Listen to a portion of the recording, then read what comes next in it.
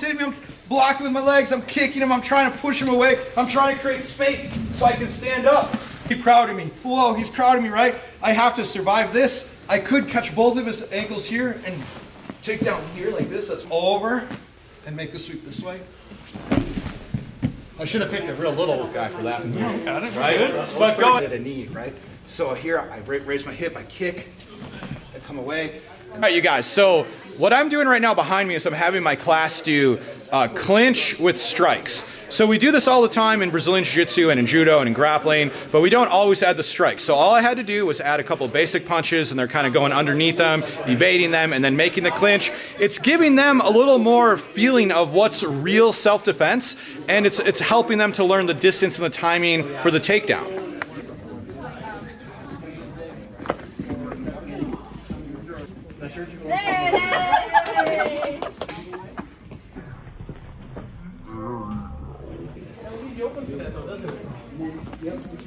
When I first started training in Brazilian Jiu-Jitsu back in the 90s, we always trained for like realistic self-defense situations.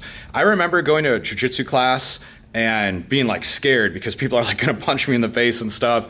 And somehow along the line, we got completely away from that. And now we've seen this massive evolution of Brazilian Jiu-Jitsu where it's very tournament orientated. And I think that the tournaments and tournament style competition is very beautiful Jiu-Jitsu. It has evolved to a point where it's very cool. It's very beautiful. It's very strategic. I think strategic is a really good word. But as much as it is evolved and strategic, it's not necessarily always practical for real life self-defense. And I feel that it's really important to add some of the strikes back into Brazilian Jiu-Jitsu to train gi, to train no gi, and to train with realism so that so a new student coming into Brazilian Jiu-Jitsu understands that an opponent would be punching you and you have to be able to make the clinch properly, you have to do the proper takedown, to tie somebody up on the ground so that they can't hit you. And I think it comes down to distance. When you're training without strikes, the distance is much, much different. And so somebody could go all the way to like black belt level in Brazilian Jiu-Jitsu right now, and if they're a really strong competitor and they only trained competition strategy, they might not actually be able to defend themselves.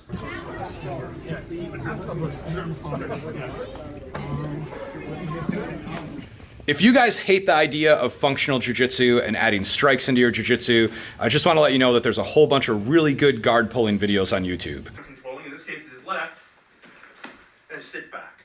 Now I gotta bring this foot into play, I gotta get a hook. When I think back to watching challenge match videos on VHS tapes back in the 90s, those videos were coming out of like Torrance, California, out of the Gracie Academy. Some of those videos were making their way all the way from Brazil to America.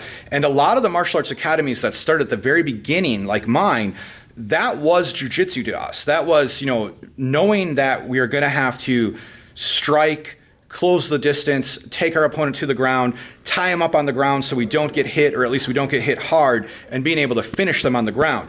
And that was Brazilian Jiu-Jitsu. And that's what set Brazilian Jiu-Jitsu totally apart from every martial art, or every other martial art. It made it extremely effective, and Brazilian Jiu-Jitsu just took off like crazy, as you can see. One of the fastest growing martial art in the world. However, the evolution of Jiu-Jitsu has done a complete 180, and now it's not practical like it was. And somebody could make it all the way to black belt in a very like tournament style martial arts academy, and they might not even be able to fight because the high five, fist bump, fall to your back, and then work the X guard to the upside down butterfly guard to the deep half guard and try to get your 2 points for the tournament and then win by points. It is not what Jiu-Jitsu was originally, and I don't think that's what Jiu-Jitsu was meant to be. I'm gonna go back.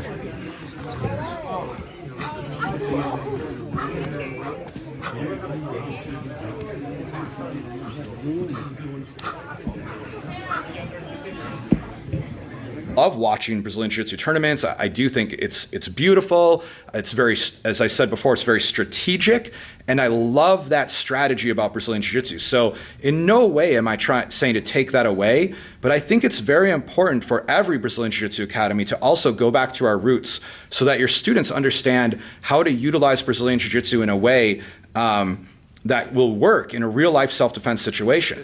And understanding how to absorb punches and take someone to the ground.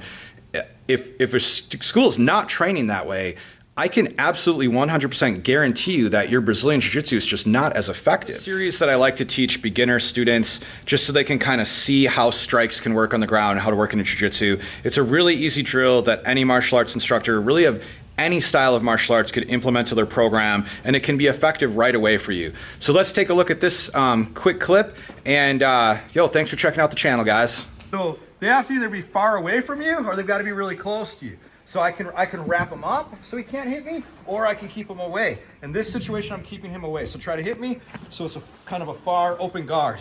Now I fought once in like 1997 or 8, and I hit him like pow, like that, and I hit him a lot of times here, holding on to his MMA gloves. But in a real fight, I'm just here trying to avoid this, right? I can come up and hit him, I can do his triangles, but in today's lesson, we're gonna hit a sweep. So my shin is up, this leg's here. I like the push, it's more powerful, but if my legs feel cramped, I can do the sweep here instead. This shin can't be pointing down because he can sprawl over the top of me, and now I'm gonna be in really big trouble. So here, I'm like this, shin up. His weight's on his hips, so I've got to pull him so to get the weight off his hips. And I'm gonna come right to the top position where I could start to hit him if I need it. Fight, like if I'm just sit here all day, he's trying to punch me, go ahead. I'm keeping far guard. I suck, I come here like this. I can't sit down here too long. I have to be able to finish him eventually, right? To come here. Oh. So to finish him in this position, I'm gonna switch to a spider guard. Boom. Like this. Now, he can't hit me with that hand anymore, right? So that's why I switched to spider guard. I can still hit him. Boom, boom, right? And if I let this one slip up, I can trap his head here, and then then this leg's gonna go right underneath my knee, pull down, and make the triangle choke. So welcome back. So now I find myself in like one of the worst positions possible, and this goes along with the previous drill we did, but the previous drill was a little more, traditional jiu-jitsu orientated, where this is going to be more like I'm in a bad spot and my opponent's punching me. Obviously, we know from here, if I just try to like reach up and bench press him off me, I can get arm barred, he can punch me, and this actually lifting doesn't do me any good at all. So as he starts to punch me, what I'm going to do is I'm going to bump my hips to make him put his hands down for balance. Now, when he puts his hands down for balance, I'm going to wrap. Preferably, I like to do the right hand because most people like to knock me out with the right hand. So I come here and I wrap this up. I've got to do it quick because when I bump him, he'll put his hands for balance and he'll come right back up and punch me again, right? So I'm going to come here, bump. I wrap that right hand like this. Now, I took away that hand, but he can still punch me with his left hand. So I'm still getting rocked right there. So I grab his head and I hold him down towards me. Now, I'll show this angle in a minute. But I also will take my foot now, and I'll hook his leg, and I'm going to bump him forward to get the weight off of my hips, and then from the forward position, I roll him over. So I'm here, forward and over. Okay, now that I've rolled him over from here, as soon as I come to the top position, my hands go to the biceps.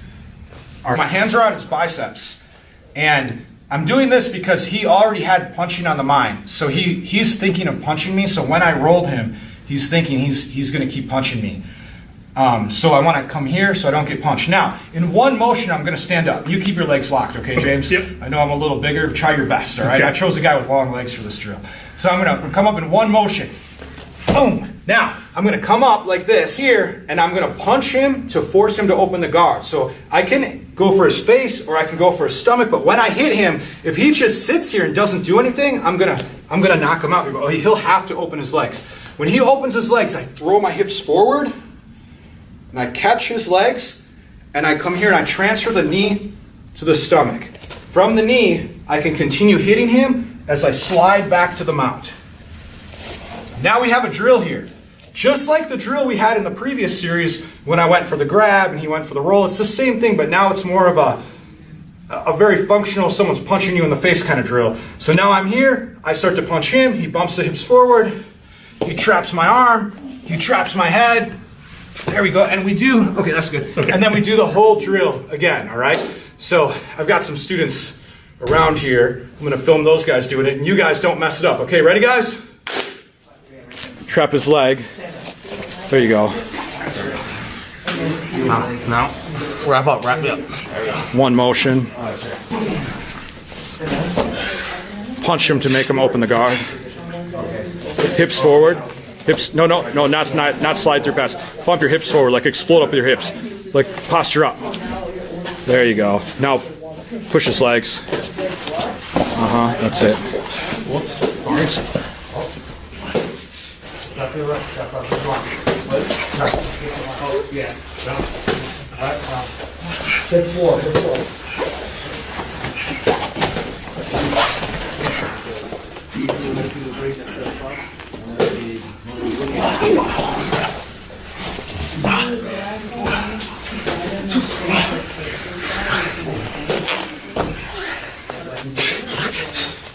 So when you start to implement strikes in your Brazilian Jiu-Jitsu training, you'll see that it's a different kind of strategy than when you're playing like very strategic game with the gi, trying to go for points. Both are very valuable and both are a lot of fun. So I'm not putting down one or the other. I'm just saying I think that it is important for Jiu-Jitsu academies and martial arts schools to have balance right now and also go back to our roots of using striking and using realistic self-defense in our Brazilian Jiu-Jitsu programs. Not to say that the tournament aspect isn't amazing, because it certainly is.